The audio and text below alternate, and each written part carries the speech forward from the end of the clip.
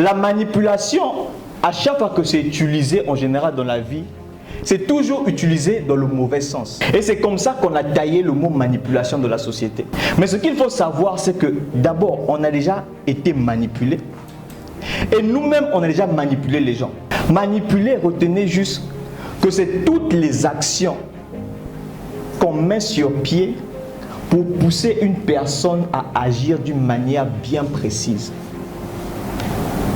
Toutes les actions que je vais mettre sur pied pour faire en sorte que le monsieur va agir comme je veux. Et comme je dis, on est tous des manipulateurs. Si vous êtes parent, vous avez déjà manipulé vos enfants. En disant quoi? Si tu fais ceci, tu auras cela. Donc manipuler, ce n'est pas quelque chose d'ésotérique. Ce n'est pas quelque chose de négatif. Ce n'est pas quelque chose de sorcier. Non. Pourquoi vous devez apprendre à manipuler? Parce que c'est une affaire de survie. En fait, on est dans la jungle. Et dans la jungle, il y a la proie et il y a le prédateur. Et une antilope, on dit un ou bien une? L'antilope. L'antilope ne dîne jamais avec le lion. C'est seulement dans les dessins animés qu'on voit ça. Où on voit, il y a une table, le lion est là, l'antilope à côté, puis ils sont en train de discuter. Parce que dans la vraie vie, le papa de l'antilope lui a appris quelque chose. Lui a dit, quand tu vois une branche en train de bouger, tout ce que tu dois faire, c'est fuir. Donc vous devez comprendre, c'est une affaire de survie. Et pour survivre dans ce monde de prédation, on doit savoir comment ça marche. Vous ne vous rendez pas compte de quelque chose. Souvent, on a l'impression qu'on est fort, qu'on est conscient, qu'on est autonome. On a l'impression qu'on fait les choses de nous-mêmes, alors que non. En fait, notre cerveau est faible. Notre cerveau a des failles. Et il y a des gens qui ont compris les failles qui se trouvent dans notre cerveau.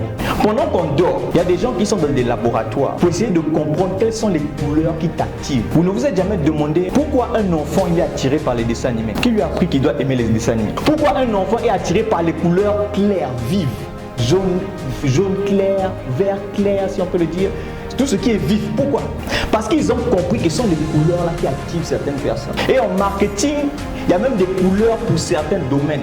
Quand j'ai commencé à me former en vente, j'étais choqué par ce que je voyais, ce que j'entendais et ce que je constatais. Est-ce que vous savez que la majeure partie de vos achats que vous faites au quotidien, vous les faites de manière inconsciente et émotionnelle? En fait, plus de 90% de ce que vous achetez au quotidien, vous n'en avez pas besoin.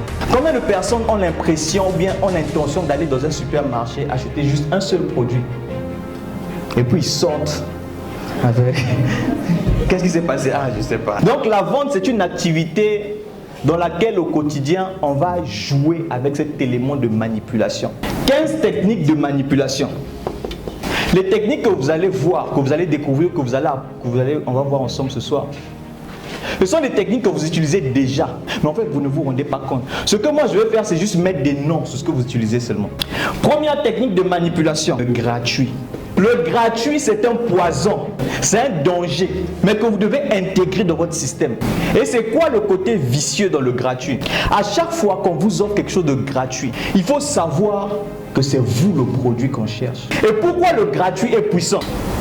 C'est puissant parce qu'il vous empêche de déclencher ce que je vous ai montré tout à l'heure, ce qu'on appelle les résistances. Si par exemple aujourd'hui Facebook décide d'être payant, même si seulement $1 par an, il va perdre beaucoup de gens. Ce n'est même pas parce que c'est cher, mais parce qu'on a des résistances qui nous empêchent. On doit toujours résister. Ça fait partie de nous. Maintenant, pour supprimer ces résistances-là, le gratuit. Et le but avec le gratuit, c'est quoi? C'est de vous emmener dans un endroit où partir sans payer, c'est compliqué maintenant. Bien, vous ne comprenez pas. Lorsqu'on vous invite à une conférence, à un atelier de formation, à un séminaire où on dit que c'est gratuit, c'est mieux de ne pas venir. Je vous dis la vérité, c'est mieux de ne pas venir. C'est mieux de rester au quartier. Et puis c'était comme un problème. Ah ok, il n'y a pas de problème. Mais je suis resté au quartier, on n'a pas pu me faire quelque chose. Lorsqu'on voit même les dons, on dit que tel pays nous fait un don de ceci ou de cela. Donc eux, ils ont travaillé pendant des années parce qu'ils nous aiment, ils viennent nous donner. Lorsqu'on vous offre quelque chose de gratuit, demandez-vous qu'est-ce qui se cache derrière. Très important. Numéro 2.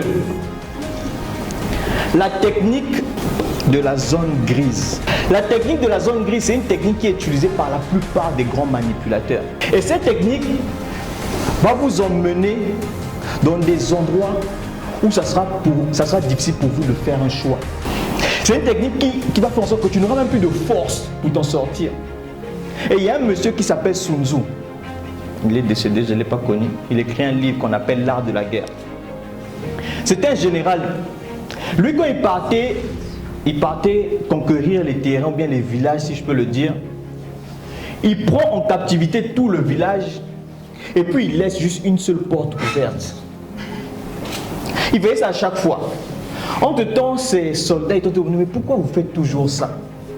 Il a dit, un jour, je vais vous expliquer. Finalement, un jour, il rassemble son équipe et puis il dit, bon, vous savez, pourquoi je laisse cette porte ouverte? Lorsqu'on prend des gens en captivité et qu'on ferme toutes les issues, cette personne, ou bien ces personnes vont déclencher une énergie qu'on a en nous, qu'on appelle l'énergie du désespoir. On a ça en nous.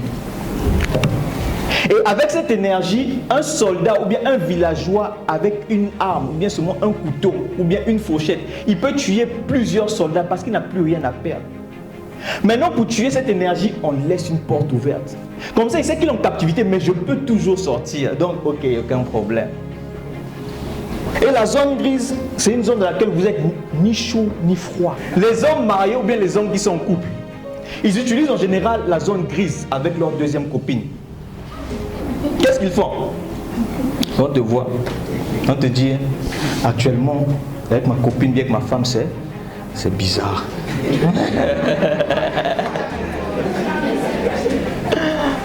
On est en procédure de séparation, mais de divorce. Il te met dans une zone où il y a l'espoir. On ne sait jamais. On te met au milieu, tu es dans la zone grise, c'est ce que tu ne sais pas. C'est comme s'il y a toujours l'espoir, quelque chose va se passer. Et même les chefs d'entreprise, ils font ça avec nous. Les patrons, qu'est-ce qu'ils font? Tu viens demander augmentation de salaire, ils t'expliquent. En fait, actuellement, les activités ne roulent pas bien. Mais peut-être dans 6 mois, ça va aller. Et ton augmentation, je vais te donner ça. T'en fais pas. Dès que ça va aller, je te donne une augmentation. On te met dans la zone où tu te dis, bon, si je pars et que telle personne qui est venue après moi, on se pose là, c'est compliqué. Donc je reste ici, zone grise. C'est une technique, je répète encore, utilisée par les plus grands manipulateurs. Avec l'objectif de vous donner un film où derrière, c'est toujours beau. Derrière là, non, ça va aller. T'en fais pas. Non, si tu parles, c'est toi qui vas rater. Reste. Il y a quelque chose, il y a un dernier marché là. Zone grise. Et nous aussi, ou bien on nous a fait ça, bien on fait ça avec nos enfants. Ok, si tu as le CEP, je vais te donner ça. Tu as le CEP. Ok, si tu as le bac, je te donne ça. Tu as le bac. Ok, si tu as la licence, je te donne ça. Quand tu arrives à la licence, on te dit, il faut te battre dans la vie. Tu es comment?